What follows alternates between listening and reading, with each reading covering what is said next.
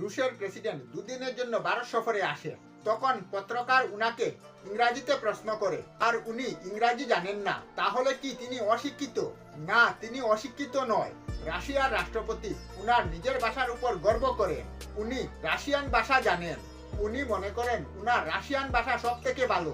যে কোনো দেশে যান, রাশিয়াতে রাশিয়ান বলা হয়, জাপানে জাপানিজ কথা বলা হয়, চায়নায় যান, মান্দারিস ও চায়না ভাষা বলা হয়।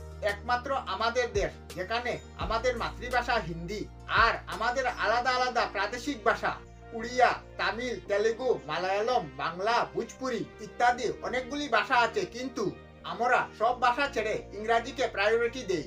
আর আমরা ভারতীয় ইংরাজি ভাষা না জানলে তাকে আনপড় গাবার বলা হয়, অপমান করা হয় যে ইংরাজি জানে না। এক কথা বলি, ভারতের রাষ্ট্রভাষা হিন্দি অথবা যতটি প্রাদেশিক ভাষা আছে সেগুলি অনেক ভালো। কেবল আমরা অন্যের ভাষার পিছনে পিছনে ভাগতে পারতে আমাদের কালচার, সংস্কৃতি, মাতৃভাষাকে ছেড়ে দিচ্ছি। এরকম করা ঠিক নয়। রুশের রাষ্ট্রপতি অশিক্ষিত গাবার নয়, উনি উনার ভাষার উপর গর্ব করেন। আর আমরা ভারতীয় আমাদের রাষ্ট্রভাষা হিন্দির উপর গর্বিত।